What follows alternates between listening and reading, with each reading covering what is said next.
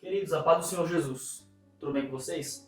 Estamos aqui hoje para dar continuidade no estudo da revista da CPAD, que tem como intuito estudar a coletânea dos Salmos, tá? Revista dos Jovens, onde estamos agora na lição número 9.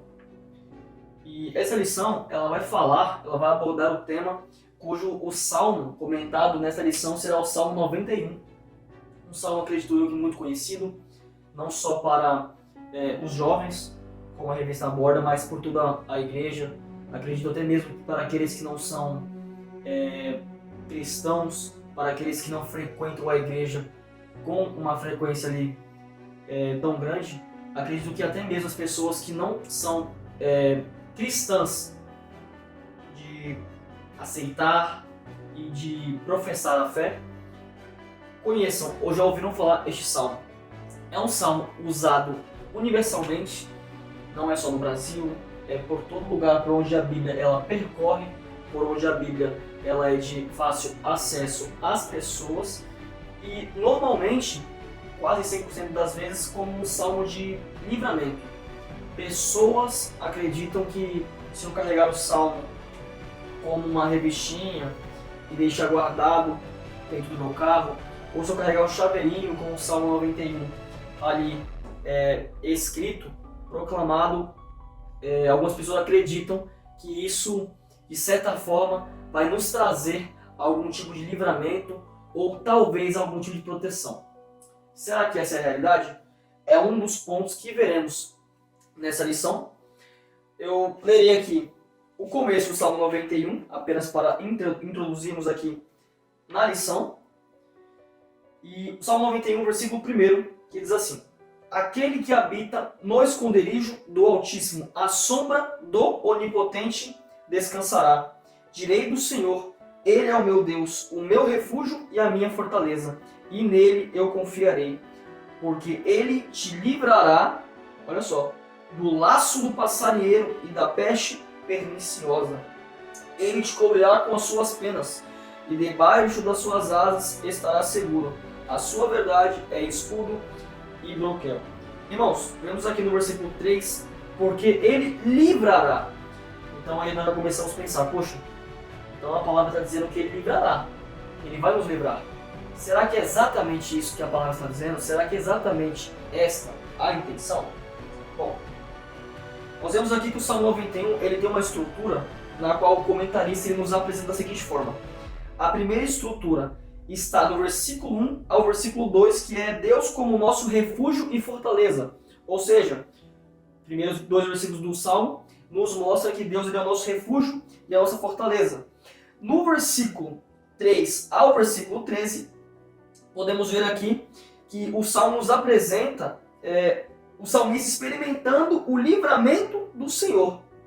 Mais adiante, do versículo 14 ao 16, temos aqui um trecho onde nós podemos ver aqui o que acontece quando estamos apegados ao Senhor. Então, isso também é muito importante nós ressaltarmos. Porém, no versículo 16, é interessante nós pontuarmos, versículo 15, versículo 16 aqui que diz: Ele me invocará e eu lhe responderei, estarei com ele na angústia, livrá-lo-ei e o glorificarei. Dar-lhe-ei abundância de dias e lhe mostrarei a minha salvação. Ou seja, versículo 3, o Senhor livra. Versículo 15, o Senhor ele responde, o Senhor ele dá abundância de dias, o Senhor mostra a salvação para o seu povo, para o salmista, para mim e para você. Ok, será que isso está exatamente da forma que nós conseguimos pensar? Será que Deus ele está realmente liberando a salvação, a sua graça, o seu livramento, a sua proteção para com todos? Mais uma vez, fique com essa pergunta na sua cabeça, porque ela será respondida para nossos corações nesse vídeo. Amém? Bom, o Salmo 91 ele tem uma semelhança com o Salmo 23 e o Salmo 46. Uma das palavras-chave dele é a confiança, tá? É uma palavra que está muito presente no Salmo, e ele é muito parecido com o Salmo 23 e Salmo 46 porque ele expressa a segurança daqueles que depositam a sua confiança no Senhor. Outra coisa também interessante que eu pontuei aqui pra gente, de forma resumida, para que você entenda o que este salmo vai nos trazer, é que é preciso que nós venhamos reconhecer a soberania de Deus em tudo em nossa vida. Ou seja, nós não podemos usar da benevolência do Senhor apenas nos momentos que nos é oportuno. Nós não podemos nos lembrar, poxa, Deus ele é soberano na minha vida. Poxa, Deus ele responde súplicas. Então eu irei suplicar a Ele. Apenas no momento em que precisamos. É um ponto que já vimos nas demais lições. É um ponto que provavelmente continuaremos a ver nas próximas lições, até a lição 13, que é a última lição deste estudo. Mas sabemos aqui que as pessoas, não só cristãs, evidentemente, mas as pessoas de forma geral, costumam querer usar Deus, barganhar com Deus. Deus, eu sei que o Senhor é poderoso. Me lembrei aqui do seu poder agora que estou em um momento de dificuldade. Se o Senhor fizer tal coisa para mim, então eu serei esse tipo de pessoa para ti. Então eu irei adorá-lo, eu irei glorificá-lo, eu irei servi-lo. Mas sabemos que não é dessa forma que funciona. Nosso Deus ele não é um Deus menino, ele não é um Deus ali que pode ser manipulado. Então esse tipo de coisa com o nosso Deus, com o nosso Senhor e Salvador Jesus Cristo, não vai funcionar, meu amado. Ele é misericordioso, ele é amor, tudo isso é verdade. Porém também ele é justo, ele é justiça, ele sabe o que fazer para com os seus a hora certa e da forma correta. Amém? Outra coisa que eu ressaltei aqui para a nossa edificação é que quem não crê na soberania divina, tal qual encontramos na Bíblia, afastou-se do ensino bíblico. Certamente você já ouviu alguém dizer, olha, eu não acho que Deus ele reja tudo que está no mundo. Eu não acho que Deus ele tem o poder sobre toda a criação. Eu não acho que Deus ele possa cuidar de todo o aspecto global e por isso coisas ruins acontecem e por aí vai. Esses são alguns tipos de indagações que pessoas que se afastaram do ensino bíblico propagam. Por quê? Pessoas que se afastaram. Porque, meu amado, eu não vou nem gastar muita minutagem para te explicar isso. Nós que não só entendemos a palavra do Senhor, mas colocamos a própria palavra à prova, a própria palavra, né? Melhor dizendo, à prova, nós sabemos que Deus ele é soberano. Por quê? Primeiro, que a palavra nos afirma. Segundo, a própria palavra nos convida a fazer prova de um Deus soberano.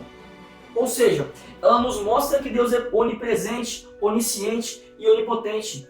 E em diversos momentos da palavra, ela própria nos prova, através da história do povo de Israel, o tamanho do poder, o tamanho da onipotência do povo, do Senhor nosso Deus, melhor dizendo. Porém, ela não só prova, ela não só mostra com a história do povo no passado, mas ela nos convida a fazer prova do Senhor. Então, é interessante porque só acredita que Deus ele não é soberano, só acredita que o nosso Deus ele não tem o poder sobre as suas mãos, primeiro, a pessoa que se afastou do conhecimento bíblico, e segundo, a pessoa que não tem relacionamento com Ele. Porque quem tem relacionamento com o Senhor, nosso Deus, prova da sua soberania todos os dias, prova do seu controle todos os dias. Sabe que porque eu acordei hoje, porque você acordou hoje, é porque o Senhor ainda tem o controle não só do mundo, mas da minha vida e da sua vida sobre a palma das suas mãos, meu querido. Então precisamos entender isso e foi um ponto que eu destaquei aqui porque foi um ponto que eu julgo muito importante. Amém? Ele é o meu Deus. Ele é o nosso refúgio e a nossa fortaleza e nele confiarei. Então, nós vemos aqui que o salmista ele reconhece que quando ele deposita a sua confiança, ele pode dizer que sim, ele é o meu Deus, ele é o meu refúgio, ele é a minha fortaleza e nele eu confiarei. Nós não podemos dizer que confiamos no Senhor antes de depositarmos a nossa confiança nele, antes de declararmos que ele é o nosso Deus. Cabe ressaltar mais uma coisa aqui, que o versículo primeiro ele é muito claro, eu ia deixar para depois, mas eu vou falar agora, engatilhar essa questão, de que aquele que habita no esconderijo do Altíssimo, a sombra do Onipotente, ele descansará. Então, meu querido, eu vou ser bem direto, vou ser bem claro, nós estamos aqui num capítulo avançado já do nosso estudo. Não adianta, eu, Gabriel, não posso abandonar a leitura bíblica, eu não posso abandonar um momento de oração, de louvor, de adoração, de devoção ao meu Deus, eu não posso abandonar a minha vida com o Senhor Jesus e dizer que habito na presença dele, dizer que habito no esconderijo do Altíssimo. E detalhe, eu não posso dizer que habito e de tabela por tabela eu não irei usufruir da promessa dessa palavra. Essa palavra ela promete sim proteção, ela promete sim refúgio, ela promete livramento, ela promete ali a cobertura espiritual do nosso Deus. Só que para quem? Para aqueles que habitam no esconderijo do Altíssimo. Deus, ele não promete o seu refúgio, ele não promete a sua fortaleza, ele não tem compromisso com quem não tem compromisso com ele. Ah, mas ele é soberano, Gabriel. Justamente, ele é soberano.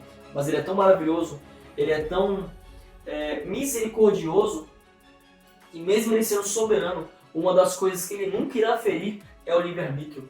O que eu quero dizer com isso neste momento? Se eu não quero ter um relacionamento com Deus, se você não quer, ele não irá te obrigar. Deus, ele não é um Deus tirano, ele não é um Deus que te obriga a se relacionar com ele. Porém, para aqueles que se relacionam, ele oferece sim a sua proteção, a sua fortaleza, o seu refúgio e o seu livramento. Amém, meu amado? Então, é uma coisa que eu gostaria de pontuar. E também gostaria de ligar o versículo 1 ao último versículo deste salmo. Como assim? O versículo 1 diz: aquele que habita no esconderijo do Altíssimo, à sombra do Onipotente descansará. E o último versículo diz: dar-lhe-ei abundância de dias e lhe mostrarei a minha salvação. Então, para não ficar desconexo, eu vou te explicar isso. Eu acho isso muito interessante. Por quê? O primeiro versículo mostra que aquele que habita, ou seja, ele está mostrando qual é o meu dever, o que eu preciso fazer: habitar no Senhor, para certamente desfrutar desses prazeres que o meu Deus ele nos dá. Porém, o versículo ainda termina dizendo: dar-lhe-ei abundância de dias e lhe mostrarei a minha salvação. E isso me mostra uma coisa muito interessante, meus amados. Olha o tanto de coisas que o Senhor promete ao longo deste salmo. Coisas maravilhosas. Quem não quer ser protegido? Quem não quer ser guardado pelo Senhor?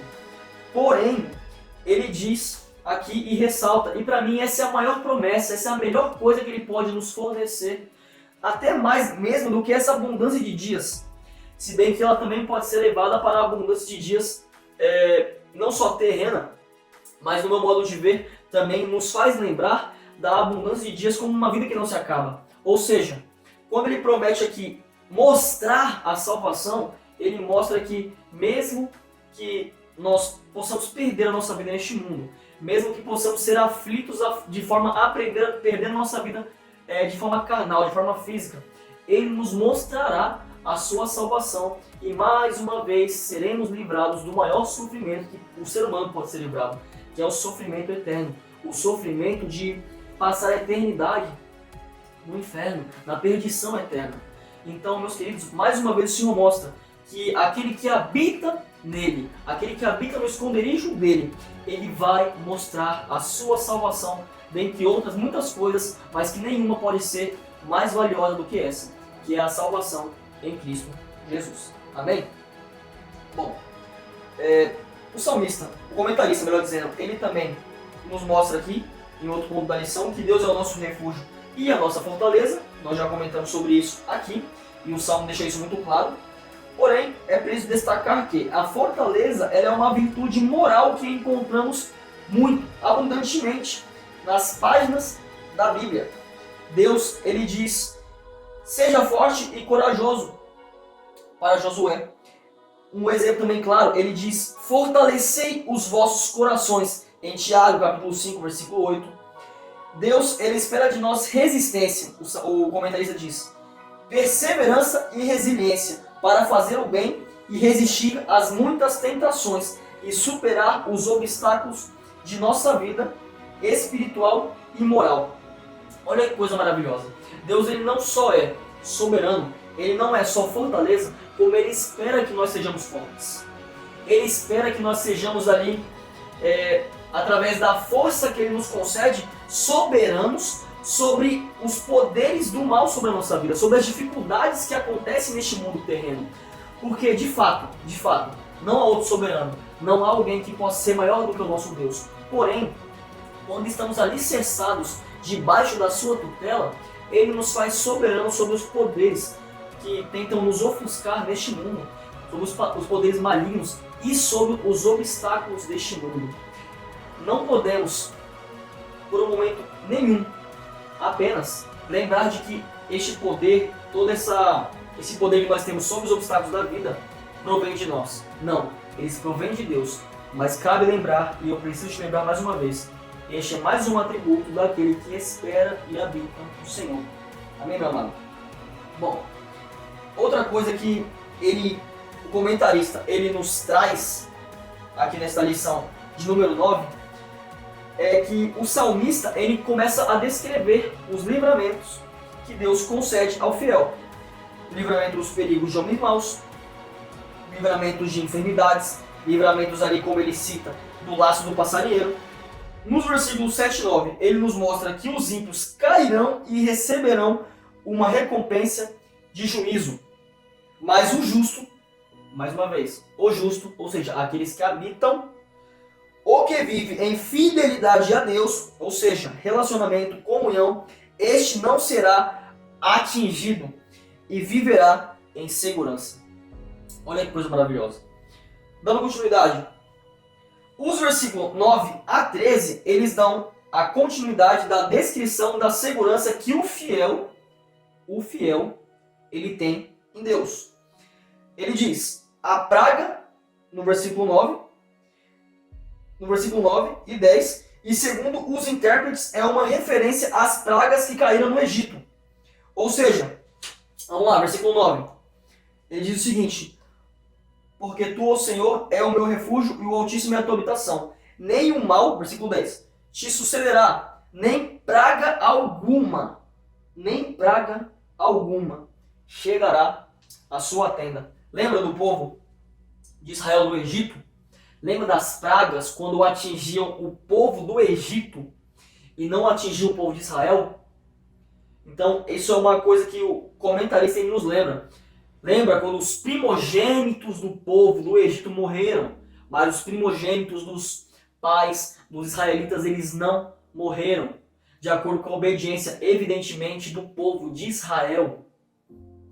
Ou seja, se o povo, olha só que interessante, se o povo de Israel, mesmo sendo israelita, mesmo sendo o povo escolhido, tivesse desobedecido às instruções do Senhor, naquele momento, naquela praga, especificamente com o exemplo que eu estou pegando agora, mesmo se eles sendo israelitas, quando o anjo da morte estivesse passando a varredura no Egito e matando os primogênitos dos egípcios, aquele israelita que porventura pudesse ter desobedecido o Senhor também pagaria as consequências. Por quê?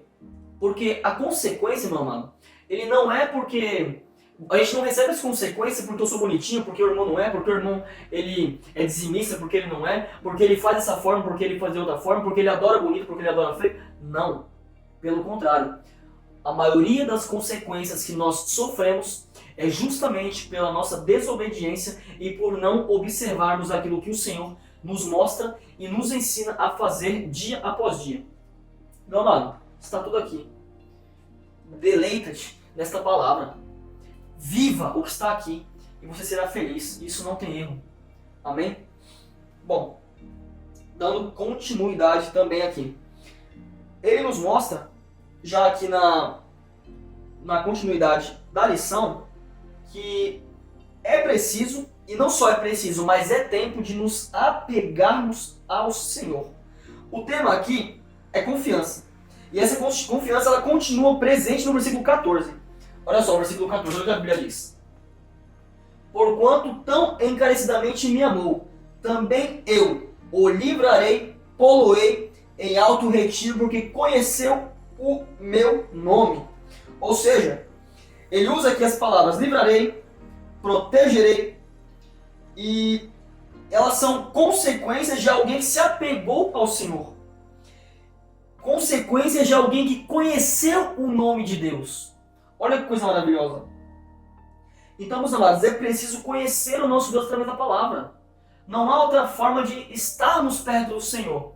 Eu estou cansado de ouvir pessoas dizendo, Deus não fala comigo, e a Bíblia está fechada tem 2 meses. Pessoas que querem comprar Bíblias de traduções diferentes. Está chegando na 5ª Bíblia já, Não, aquela Bíblia ali eu não gosto da capa dela, a capa dela não me agrada. Amado, isso não é coisa de crente, isso não é coisa de filho, isso não é coisa de servo, isso não é coisa de crente que habita no esconderijo do Altíssimo, não é. E também não vai ser coisa de pessoas que irão desfrutar das promessas do Senhor, amado. Amém? Vou caminhar aqui, correr com o tempo não nos espera, amém? Bom, ele também ressalta, eu destaquei aqui, que o tempo de relacionamento profundo com o Senhor ele é importante. O versículo 15 diz o seguinte: ele me invocará e eu lhe responderei. Olha só, estarei com ele na angústia, e dela o retirarei e o glorificarei. Olha só que coisa maravilhosa. Então, ele me invocará e eu lhe responderei. É na oração, olha o comentarista colocou aqui, que é na oração que nós encontramos consolo no Senhor. É na batalha da oração que o nosso relacionamento com Deus se aprofunda. Não existe outra forma. Tem que ser no joelho, tem que ser na oração, tem que ser na conversa, tem que ser na intimidade com Deus. Não há outra receita, amado. Amém? Último tópico para encerrar. Olha só.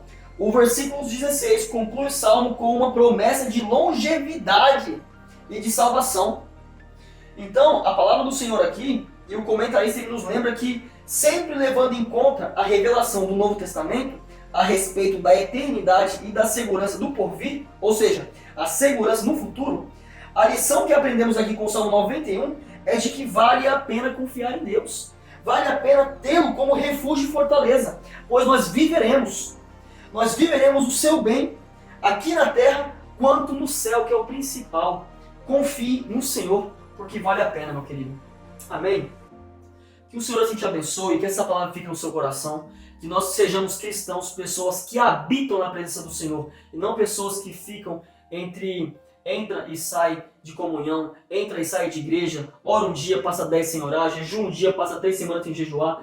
Vamos habitar na presença do Senhor, porque para aqueles que habitam é certa a recompensa do Senhor, nosso Deus. Amém, meu amado? Que o Senhor assim te abençoe, fique na paz do Senhor Jesus e até o próximo vídeo. Amém?